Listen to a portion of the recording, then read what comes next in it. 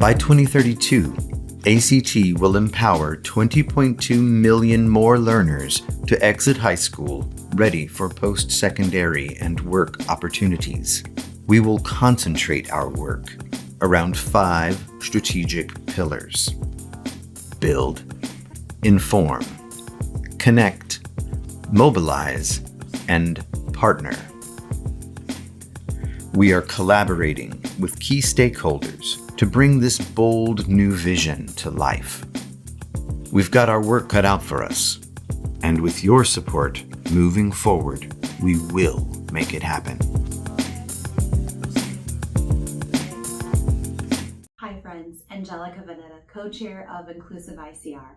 We are a coalition of over 220 employers in Eastern Iowa, all working together to grow the diversity and inclusion of our workforce, to create a space where employees feel a sense of belonging, included, and valued. Inclusive ICR is a proud sponsor of the Diversity, Equity, and Inclusion track of the Iowa Ideas Conference. As you participate today, be sure to connect with other Inclusive ICR champions, as we'd love to share information with you about our upcoming coalition meetings, projects, and how our work is impacting positive social change in our region. Be sure to visit our website at inclusiveiowa.org for information on upcoming events and to sign up for our e-newsletter. Thank you and have a great conference. Good morning. Welcome to session 6 of the Iowa Ideas Conference. I'm your moderator and K-12 education reporter for the Gazette, Grace King. This session is about social needs and partnerships between schools and nonprofits and is within the K-12 education track.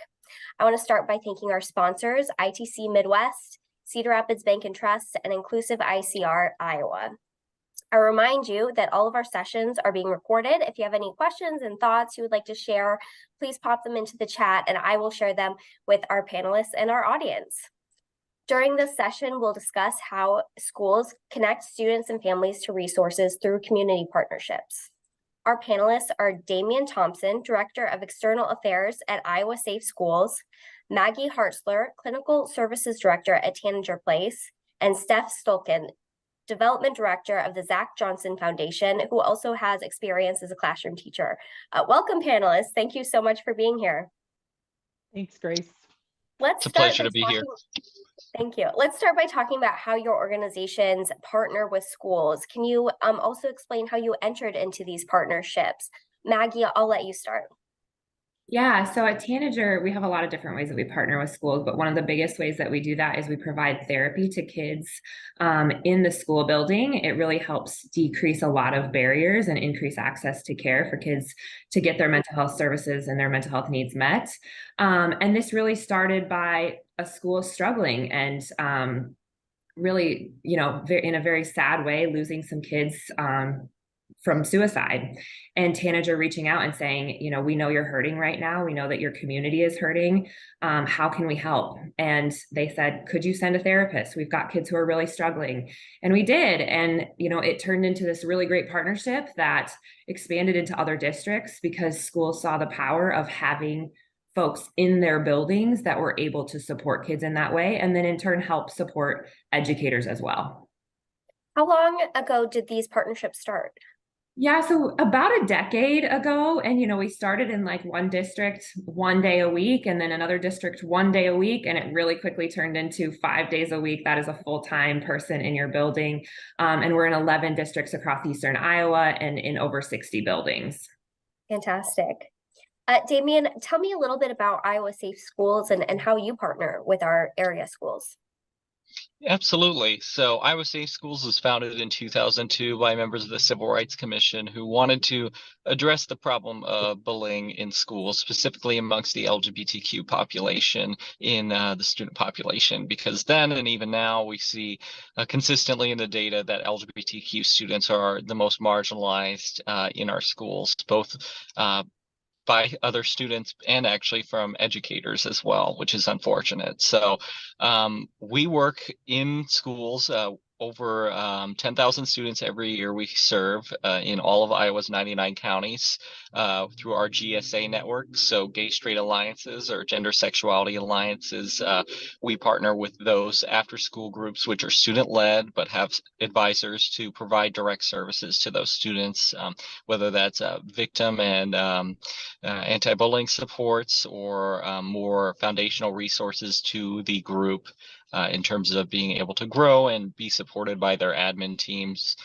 In addition, we are a licensed renewal provider through the Board of Educational Examiners. So we serve over 4,000 educators through that as well. In addition to providing graduate credit through Drake University for those educators. And all of our professional development is very DEI minded. And in terms of the 21st century problems that are facing our students and educators in the workplace, we focus a lot on that and have several partnerships with larger districts around the state to provide regular professional development and continuing education resources. Awesome. Yeah, I can't wait to dive into that more, that piece about how your organizations are also working to provide professional development to staff. That's so important. Steph, tell us about the Zach Johnson Foundation. Being here in Cedar Rapids, I'm very familiar with you guys and love seeing what you do in the schools. Thanks, Grace. Yes, in 2010, as Zach, the professional golfer, was rising to stardom and winning the Masters and things, he and his wife, I should really say, made it an big piece of their work as to what could they do and help the city of Cedar Rapids. But truly, his heart and his mission is to eliminate barriers for kids, and so to let them have the opportunities that what we would call probably most kids have, and many of our kids that live in poverty don't have access to. And so it started as a mission in 2 elementary schools, and it has grown from 2 elementary schools into 9 sites now. So we help kids from first grade to post-secondary. And so we also help kids that as they start into their transition into adulthood after that, graduating from high school, we offer year-round services. So we are in those 9 schools during the day, and we do tutoring and enrichment activities. And then in the summer, we host summer school programs with our collaboration with the Cedar Rapids School District. And we target kids that maybe are not at benchmark in reading in the summer. We also do a scholar camp because it's a huge transition from 5th grade to 6th grade as we go into middle school, and so to kind of get them amped up for that. And then the other big focus that we have in the summer is a 9th grade academy, because we know that that's another really hard transition for kids from 8th grade to 9th grade here in Cedar Rapids. So our focus is to eliminate the barriers and also provide the tutoring. Sometimes the kid just needs that champion of that person that they can go to and really have the support at the school level. So we're in during the day, we're during the summer, we're after school. And we also, like, if you want to participate in activities, but your family doesn't have the financial, will help support in that regards as well. That's fantastic. Can you tell me about how you all entered into these partnerships? What did those, requests for proposals look like coming from the school side? How are there, challenges with funding there? Yeah, Maggie, would you like to start? Go ahead. Yeah, I can start on that a little bit. I think I talked a little bit about how we initially got started, but really how we've expanded so much, I think, is a little bit through word of mouth, right? Of people hearing about, oh, you have a therapist in your building. How did you get a therapist in your building? That sounds incredible. And having districts reach out to us to say, talk to us about what that would look like. And, funding is a huge conversation around how do we provide these services to kids and families in these spaces. And in the education world, it's always a matter of how do we fund it.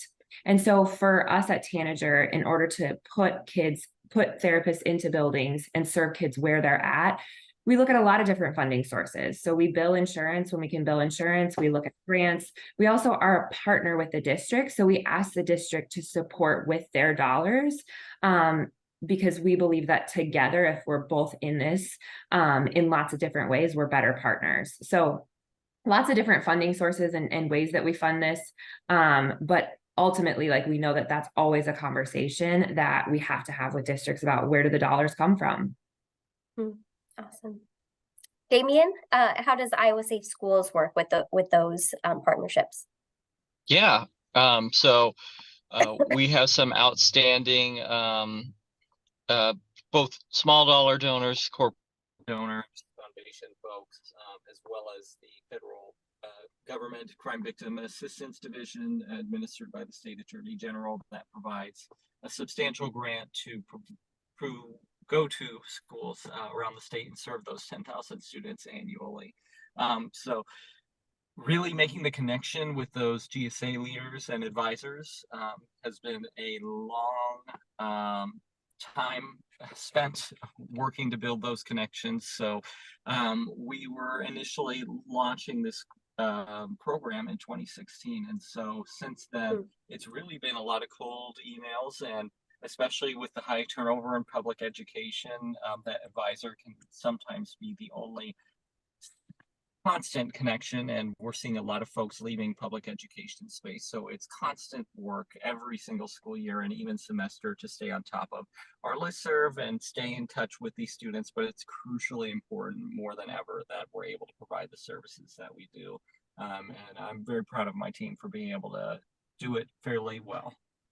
Yeah, absolutely. And Steph, I think you guys are kind of unique at Zach Johnson. Tell me about how the Kids on Course program is funded and those partnerships are made. So we are unique, but yet we're very much the same of that. We have many different sources of donors. One of the big things is our partnership with the Cedar Rapids School District. And the fact that much like the Tanager and Safe Schools is that we work with kids during the school day. So that relationship that we have and partnership that we have with the Cedar Rapids School District is of utmost importance to us because we truly just do serve the Cedar Rapids School District. And really just the kids in Title I buildings. So some of our neediest buildings as well. Well, where we would like to expand though is as kids grow and we have the need across our community, like we're really looking into doing that. So as we're looking into that, we really do have to tap into as many funding resources as possible. So we are the recipients of the 21st Century Grant. So some federal dollars that come into us. That is a big piece of how we do some of the summer school programming.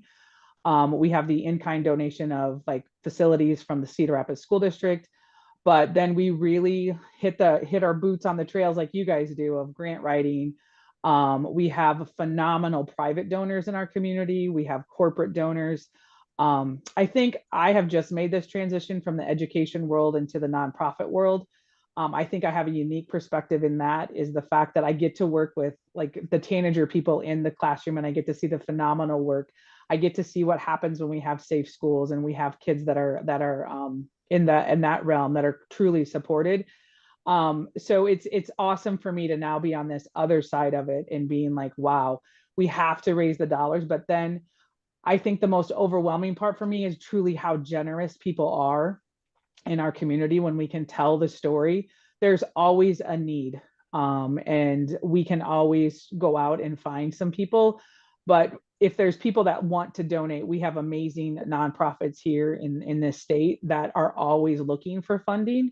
And I can't probably say that enough for all of us on the screen right now that if you can donate those dollars to us, we will use them to really impact the next generations of kids that come across us.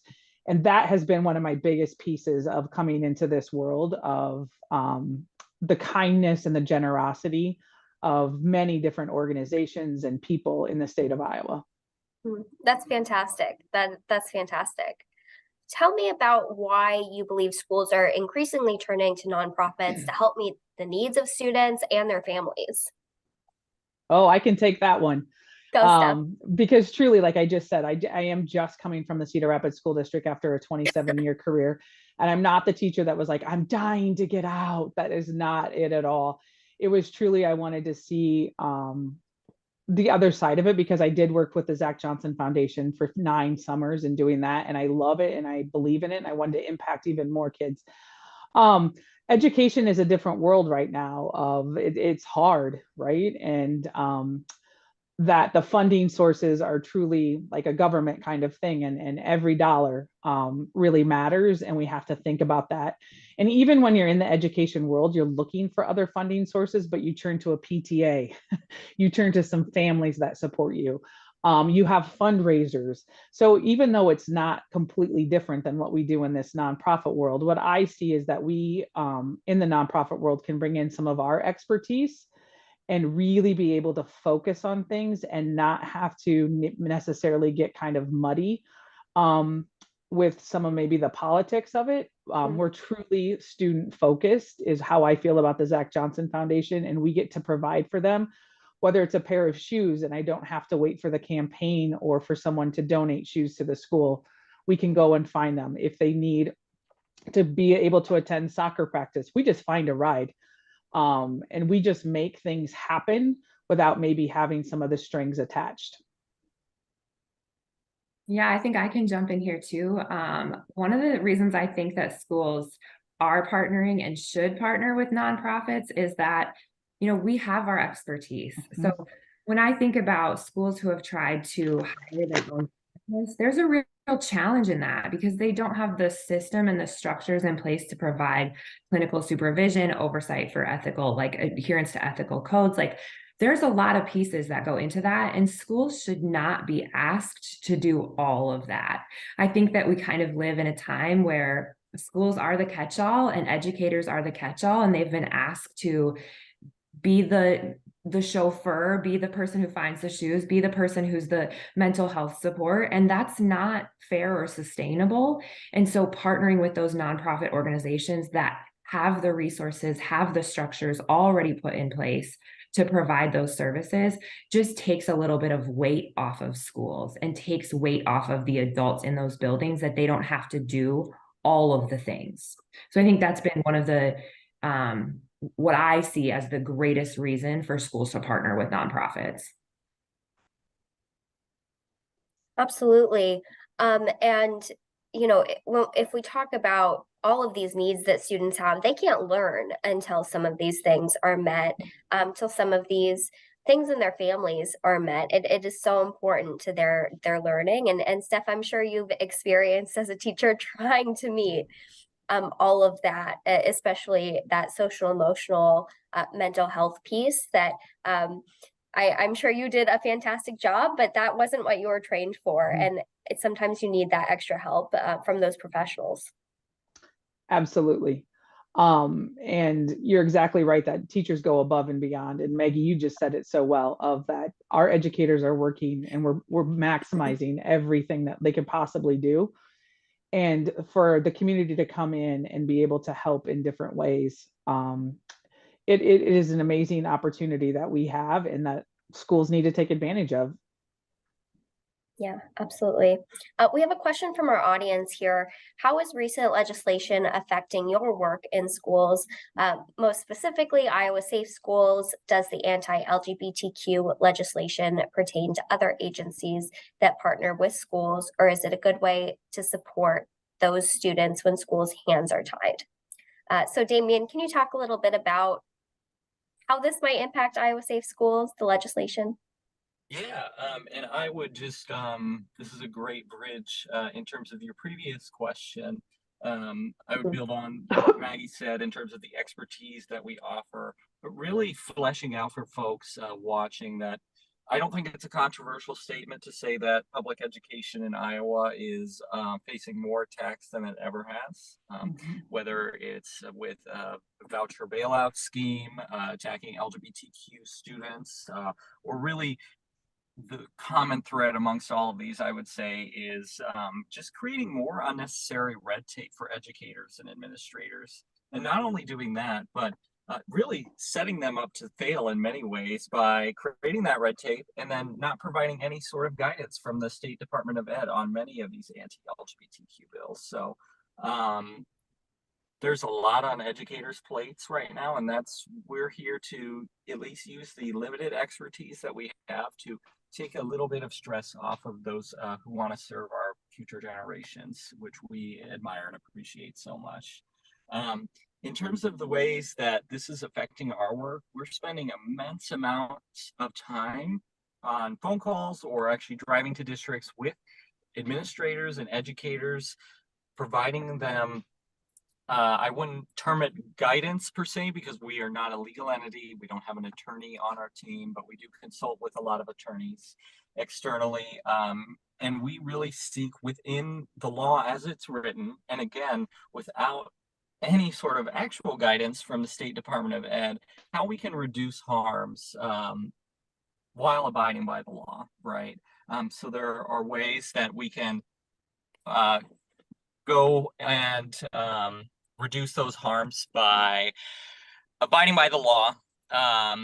And we want to make sure that our districts have the tools that they need to do that. So spending way more time at the beginning of the school year, really focusing away from our students and working with those educators and administrators, which is a shame because normally we're in schools every single day across the state, and our resources have certainly been redirected by this legislation. But in terms of hampering our work or limiting it per se, we're very consistent in that gay straight alliances are student-led, and that students are entitled to create their own after-school groups through the 1984 Equal Access Act signed by President Reagan, and that is very clear-cut in federal law, right?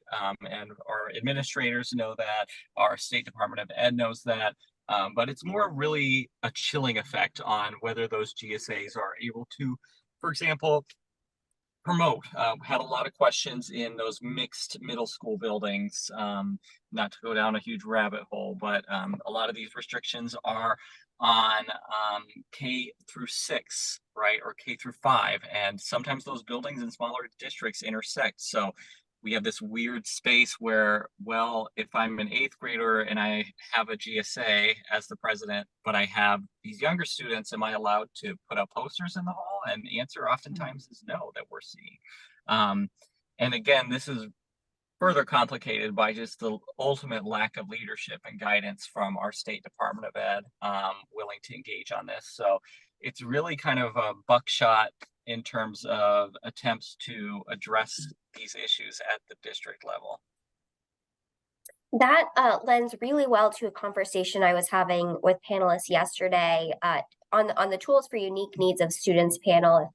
Any people in our audience want to go back and watch the recording, we were talking about how it's important for educators to know these laws so well, so they know what they can and can't do. They know what students can or can't do, which can often be different. But again, that is also asking teachers to do more when they don't have the time or not paid the wage to be able to do that. So Maggie, Steph, do you have anything you'd like to add to that? Yeah, actually, one thing I would add is being a therapist in a school building is an interesting way to kind of still support and provide space for kids. Maybe have lost some of that with this recent legislation, or have felt a sense of loss around that.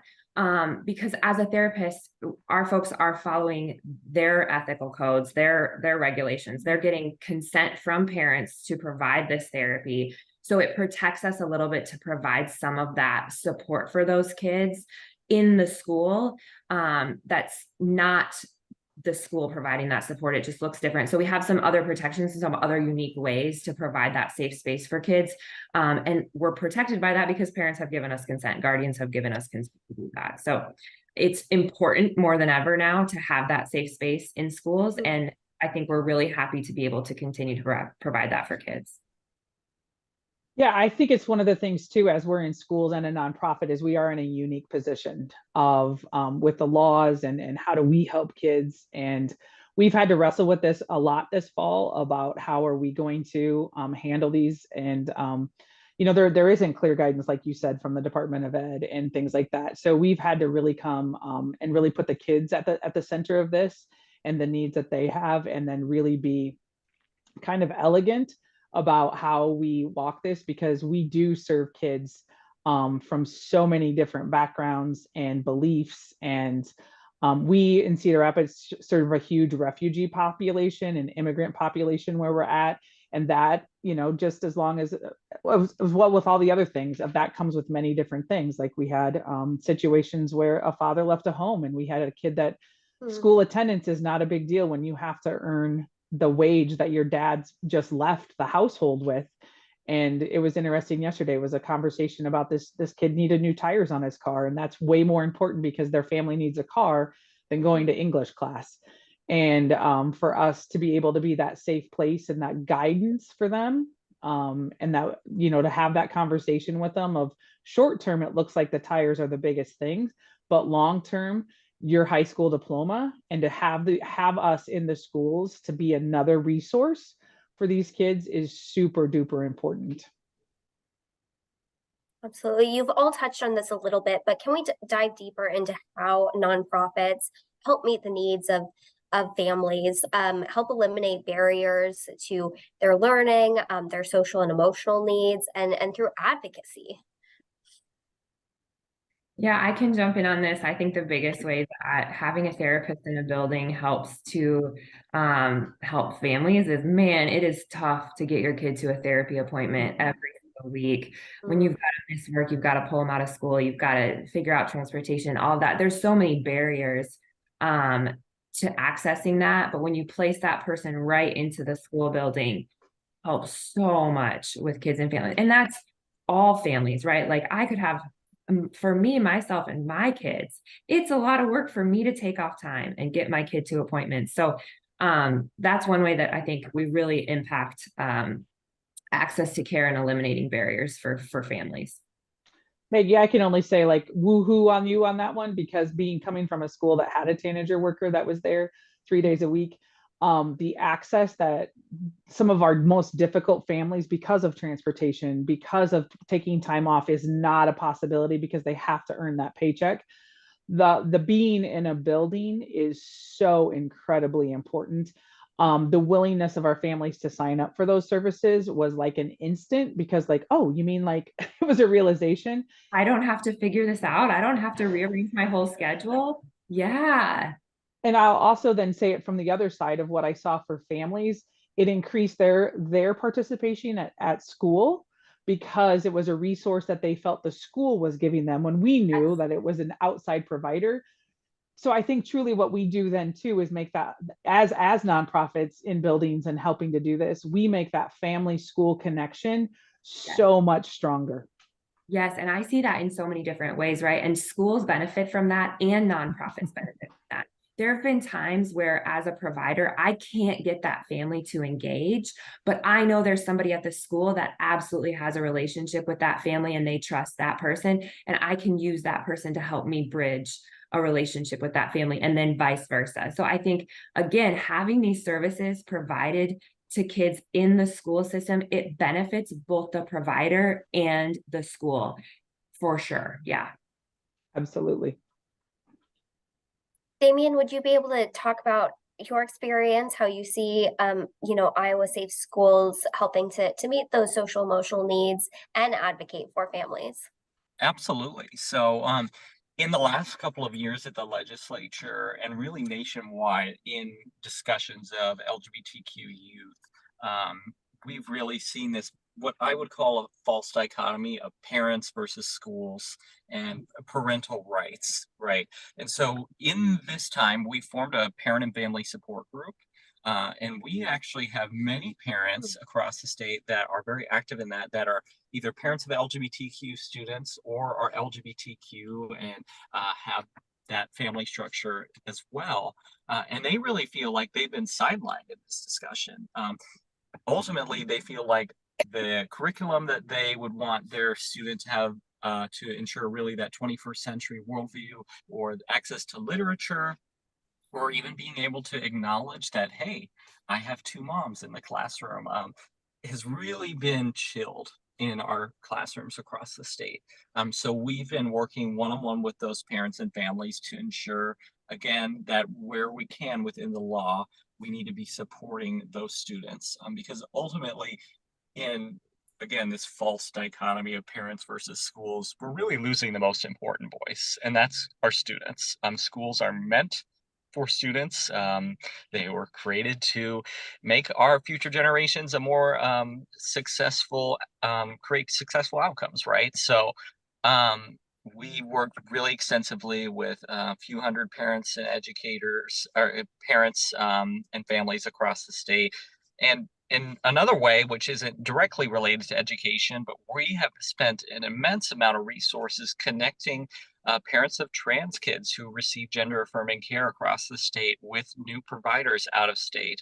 We've already seen several families pick up and leave that we work with, which I can't say I necessarily blame them, or even go to different jobs entirely still within the state, but that provide that care which extends out of state for their children, because this is life-saving care and it's crucially important that they're still able to access it. So really, it runs the gamut, but we have been spending more and more time as a traditionally student-focused organization working with those parents and families across the state. And without those supportive families during this time, our students would be in a much tougher spot. And we absolutely feel for and work and provide extra resources to those students who don't have those sort of family supports that I'm talking about. How is Iowa Safe Schools planning to advocate at the legislative level this year? Yeah, absolutely. So we're still absolutely reeling from this last session, and we're really anticipating what's going to come, because there's still things that they didn't get done, surprisingly. So we had a bill banning drag performances around minors, which is such a non-existent problem. It's kind of amusing, actually. So that's something they could absolutely decide to run. We've heard conversations about repealing entire sections of the Civil Rights Act of Iowa. So we actually have gender identity and sexual orientation as protected classes in the Iowa Civil Rights Act. We have since 2007. Iowa Safe Schools was instrumental in getting those added. So whether it's in education, employment, public accommodation, housing, and several other areas, LGBTQ folks are protected, right? So to remove those protections entirely would allow a variety of different discriminatory actions against not only our students, but LGBTQ adults across the state. So that would be a huge problem. So again, we're just really focusing in on what we think is to come. And we're going to be prepared, again, to be speaking at every single subcommittee hearing, to be present in committee hearings and at the floor debates, talking to legislators, working with coalition partners and stakeholders to make sure that they're knowing the real effects of this legislation that they're proposing. We're talking about a lot of scary things. Would you guys mind, what hope do you have for our state, for our youth, as you work in this nonprofit sector? This is my favorite question to ask. And I actually recently did a podcast with some Iowa Big students. Very cool. Yes, talking on big topics with Iowa Big. And it was run by the students. And they actually asked me a similar question, like, what do we have to look forward to? And I said, honestly, I have so much hope because of your generation.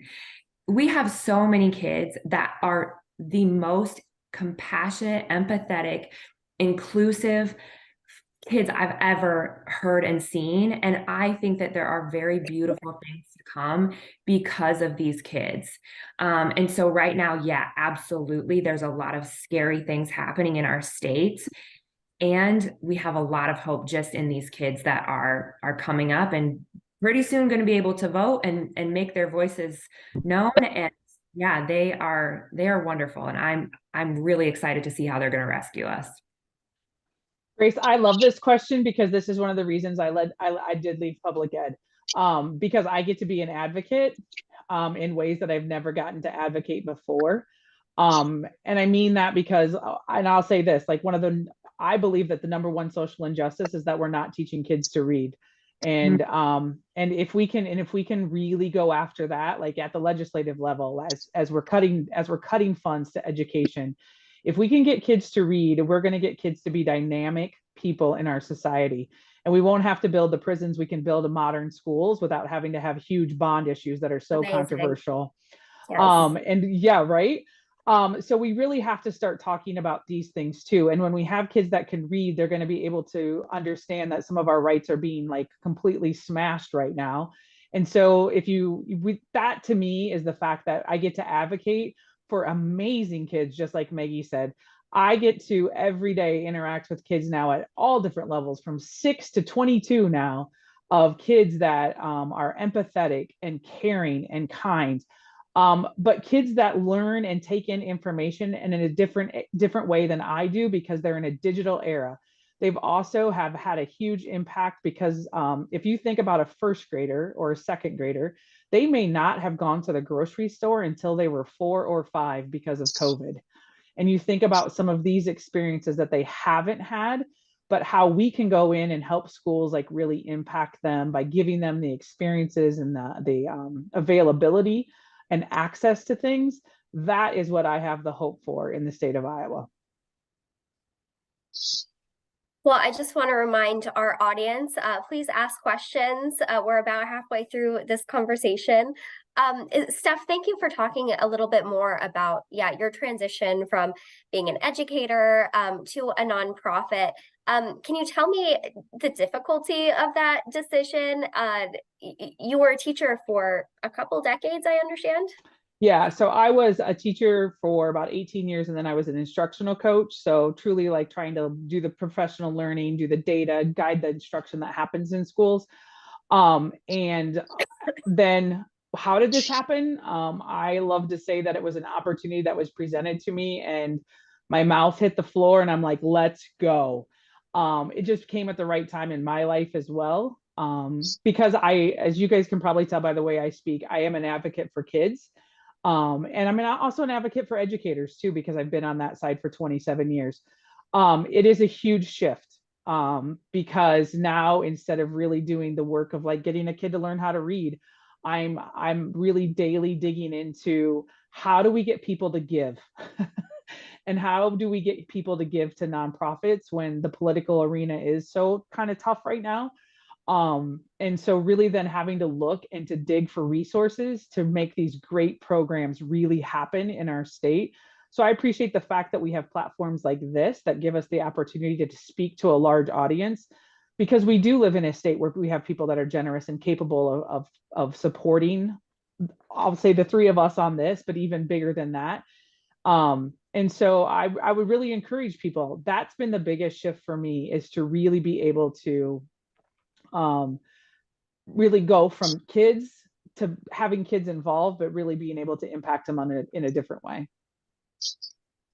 Let's talk a little bit more about how nonprofits are meeting the needs of staff and teachers. Damien, you talked about the professional development that Iowa Safe Schools is doing with educators.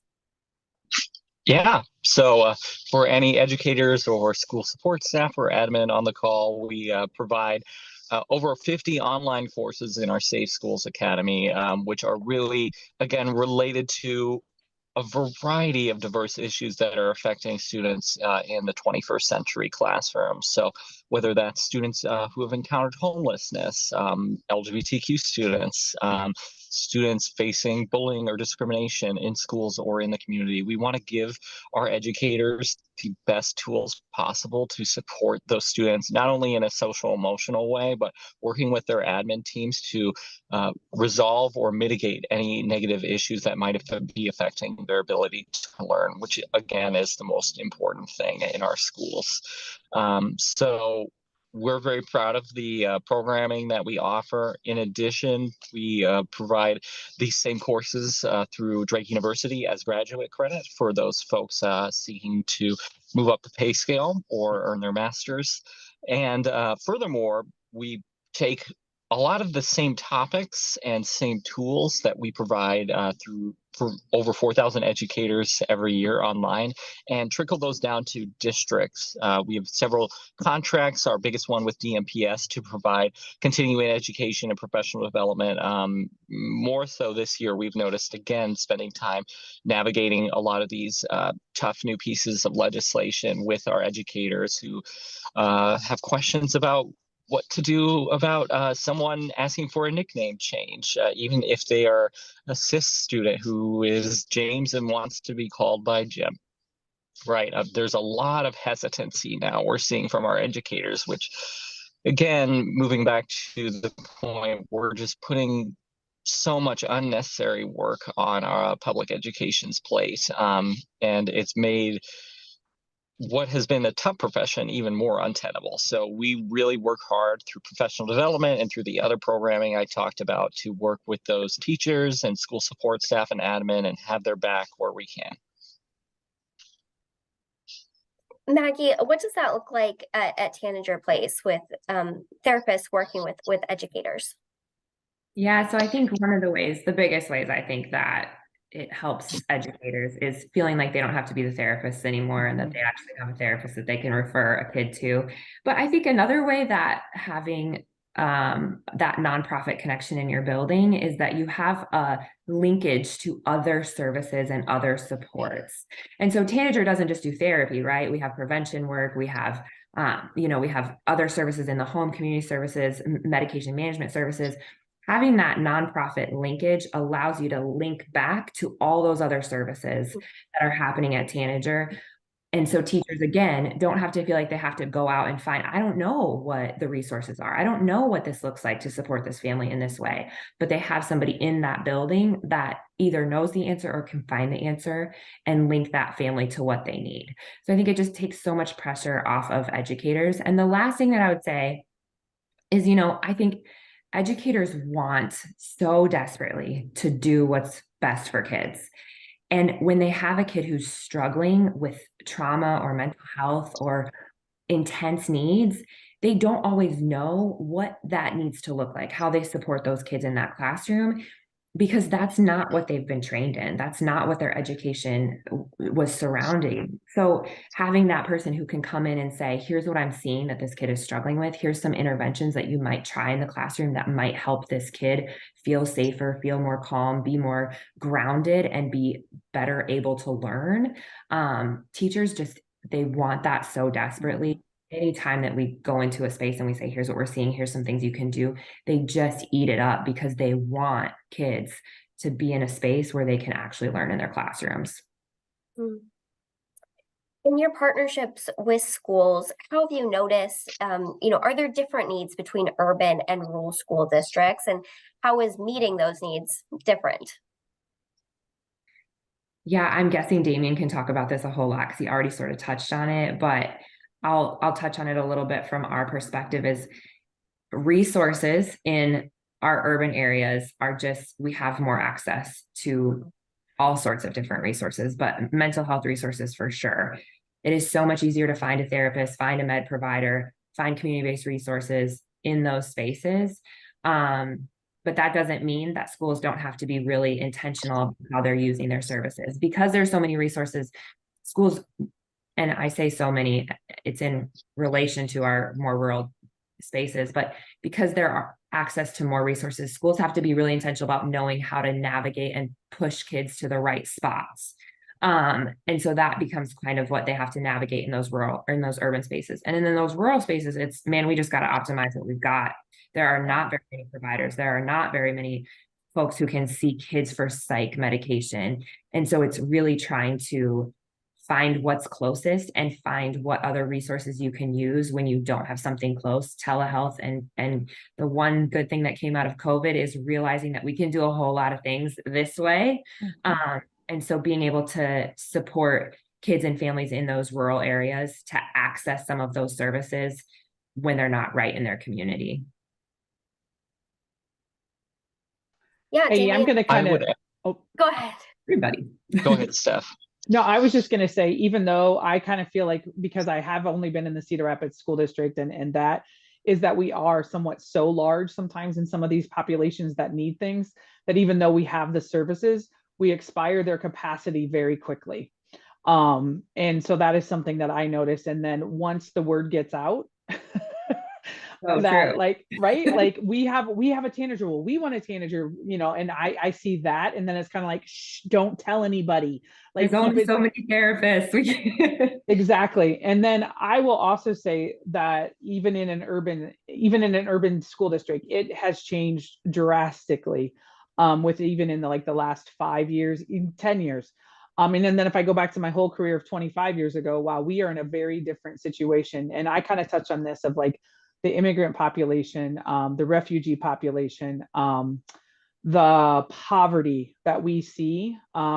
We do see it in the rural. I'm not going to say that it's there, but it's not at the same capacity. And so sometimes we in the urban just have so much.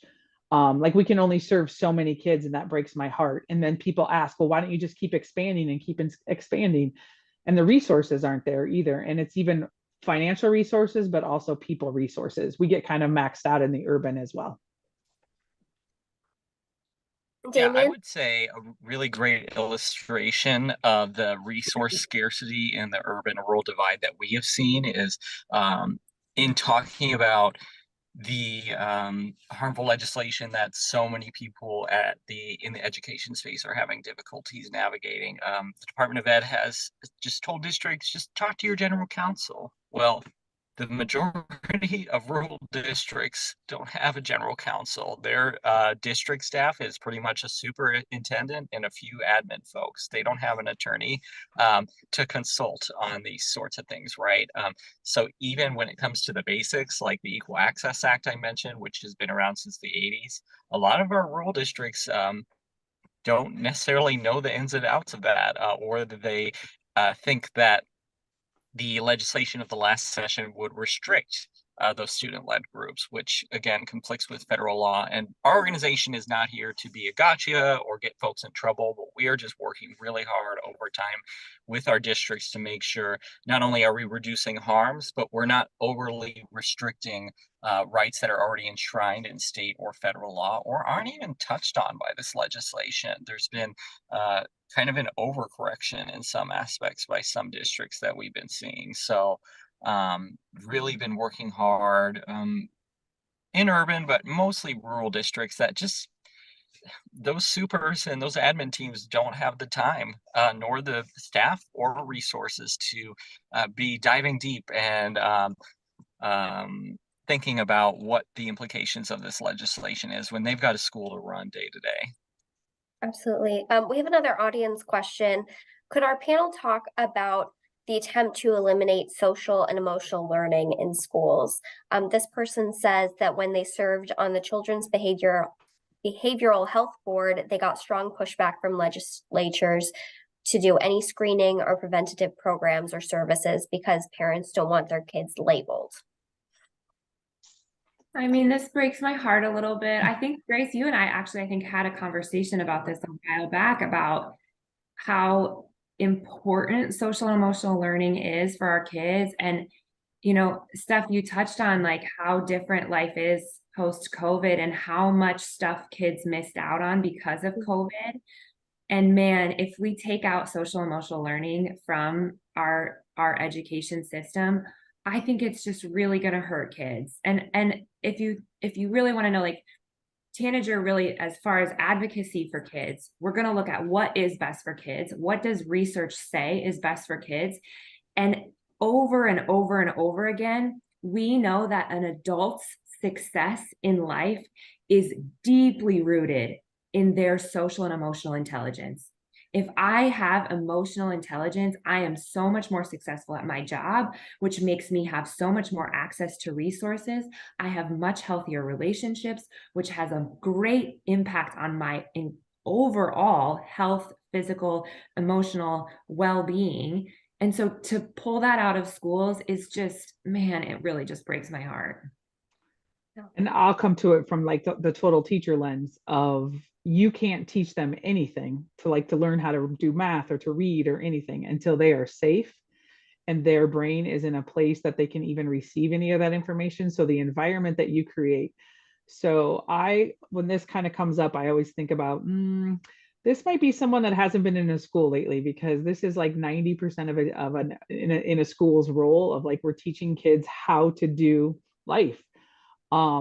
Whether it is with a curriculum or just a really great adult that's guiding them in these decisions, that's their teacher basically, or the other adults. And so I just hope and every day that these kids are surrounded with adults. And that's why one of my big things is that every kid deserves a champion.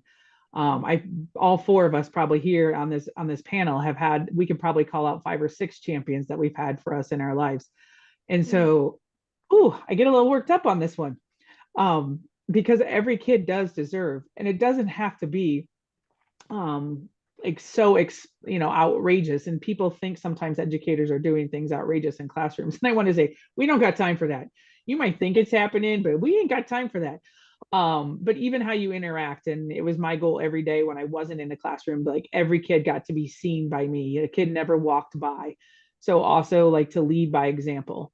And that is so important. And yeah, it's a like you said, we have to really talk about it and make sure kids are getting seen and heard and listened to. And that social emotional intelligence is something that is also led by example. Well, we have about 10 more minutes left. I want to give our audience one last chance to ask any questions they have. But I would like to go back to talking about staffing.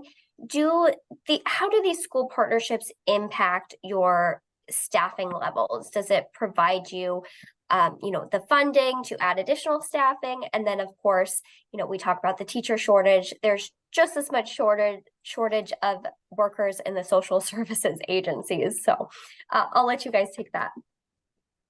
If anybody would like a job as a therapist at Tanager, we are always hiring.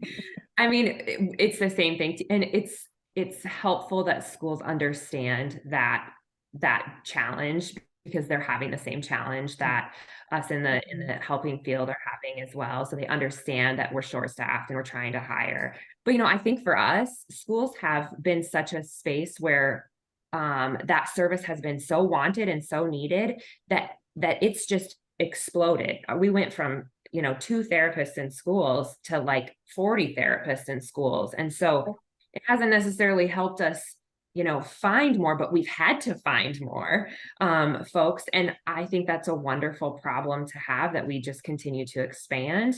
And it's super tough right now because hiring is a challenge everywhere. Yeah, I would say in terms of our kind of space that we work in, finding someone that knows public education, but also has the intersectional expertise of the LGBTQ students that we serve, and then the anti-bullying focus that we have, is really a kind of small bucket, so to speak. So we really prioritize any hires have that expertise, or at least are familiar and can work in those spaces and have worked in those spaces.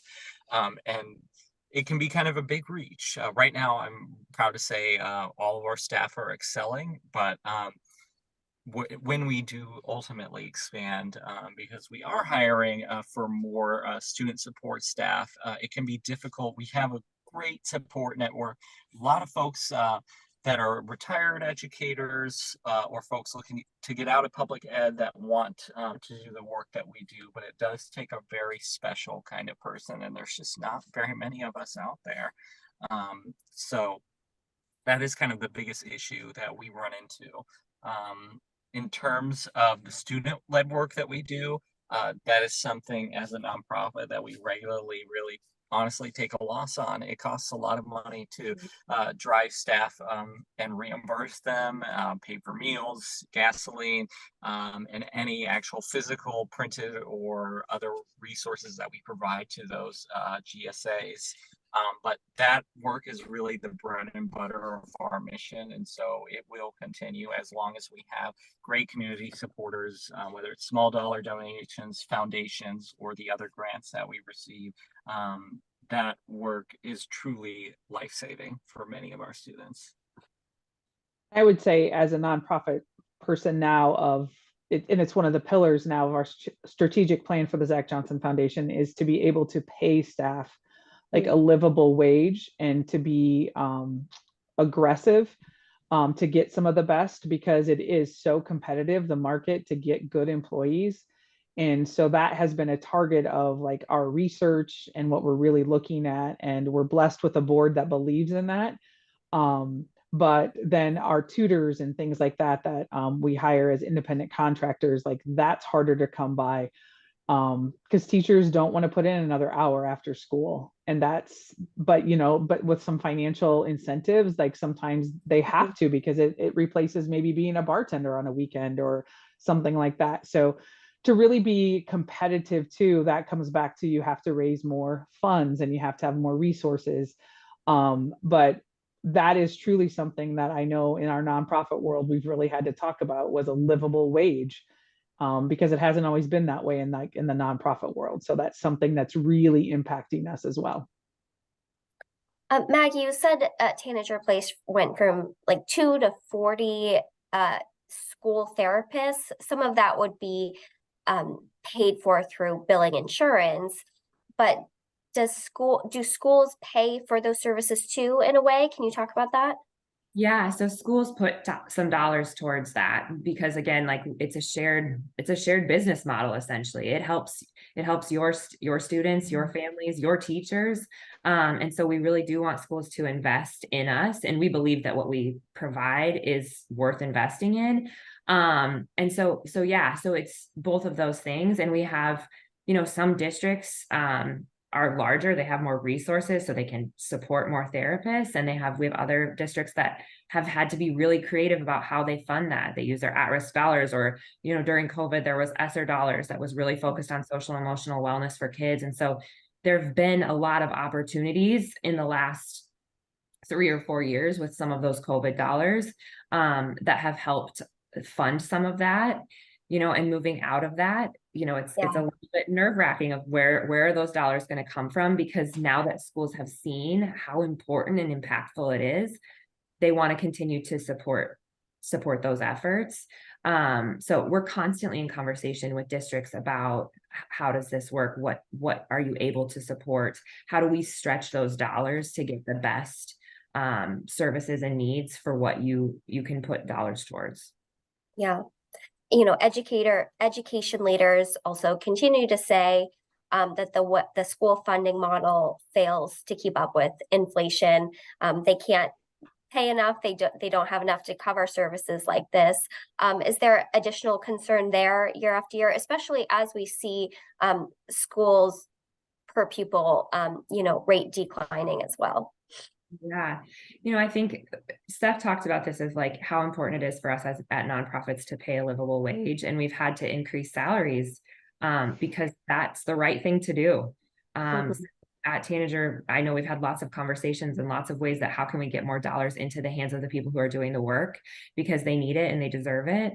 And so, thinking about how we talk about with legislators and how do we advocate for better rates for insurance, and that's a piece that we try to navigate at Tanager too, of like really talking with lawmakers about, look at what these rates are these rates really what they need to be for the services that are being provided, and how do we build in increases to rates? We recently got an increase to rates for behavioral health intervention services, BHIS services, which was a long time coming, like 10 years in the making, that we've been trying to get that rate increase, but that allowed for salary increases for staff. So I think it's the nonprofit world is constantly doing some of this, navigating how do we get more dollars so that we can increase resources and increase services, and also increase the pay that we're able to provide staff, because they absolutely deserve it. And if we say that we want the best for kids and families, we also want the best for the people who are working for us, because they have families too. Absolutely. We have a few minutes left here. I want to give you each a chance. Do you have any final comments, anything that you'd like the audience to remember as they leave this session? I'm going to start just because I'm going to go for it. Okay. Because I was thinking about this stuff, and I was thinking about how, the combination between how there's a lot of hard things happening in our state right now, and how many wonderful organizations and wonderful people there are doing this incredible work. I think about, I can hear when Damien and Steph talk about what they're doing, how passionate they are, how many people are so excited about it. And so I know that sometimes it can feel like Iowa is a scary place to be for some of our kids and some of our families and some of the folks that we are working so hard for. And Iowa also has just incredible people doing incredible work. And I love that we have this platform to be able to highlight that and amplify that. And so thank you so much, Grace and Iowa Ideas, for being able to let us talk about these things. I think it's really important to focus on the good things that are happening too. Thank you. And I would add to that, I know many of the folks on this call are supporters of the work that we do as individual organizations. So please, I think I speak for all of us when I say the work we do cannot be done without your donations and support. It is absolutely crucial. I know I can say for Iowa Safe Schools, we are stretched thin more than ever because of this harmful legislation and the attacks on LGBTQ youth, not only in Iowa, but nationwide. And so we have to continue this work. Our resources, at least for our organization, are stretched thin right now. So please, please, please, if you can donate $5, $10, I know at iowasafeschools.org, we're tapped right into ActBlue. So it's really easy. You can set up where it just does the amount of a cup of coffee every month, and it'll just withdraw. Those small dollar donors are really the backbone of our student-led work and the work that we do with educators. So please, thank you for taking the time to join us for this conversation, and consider donating, especially as we approach the holiday season. Yeah, Maggie and Damien, you guys both just said it great. We do need those dollars to come in, and we do every day kind of like have to think, where's that next dollar going to come in? And that's been a huge shift for me. But as Maggie said, and Damien both, we are supporting educators that are in the classrooms doing the hard things. We're supporting our kids all across the state of Iowa. They're amazing nonprofits. And I appreciate the opportunity to be with such a diverse panel of this. I think that's amazing too, that we're brave enough to all be together. I don't mean that in a bad way. That didn't sound right, but like to be brave enough to get out and share our story to such a large group of an unknown group. And I think that I've just been kind of in this job is we have to continue to tell the story and tell the story. So if somebody heard the story today, where I'm going to ask you to walk out and tell the story of, wow, I was a part of a really great panel today. And like Damien said, click on that link and help a group out. And as we're coming to the end of the year, it's so important. We probably all of us right here on the screen are going to have a gap at the end of the year of the buckets don't equal out right now. And so if any donation, and Damien, it was a great thing to say, like a cup of coffee a day, that makes a huge impact for the kids of Iowa. So Grace, thank you for this opportunity. Well, thank you all for sharing that charge. And thank you to our panelists and our audience for being here today and discussing the social needs and partnerships between schools and nonprofits. The next session in the K-12 education track will be about the implementation of school choice in Iowa. Should be pretty interesting. I hope you enjoy the rest of the conference.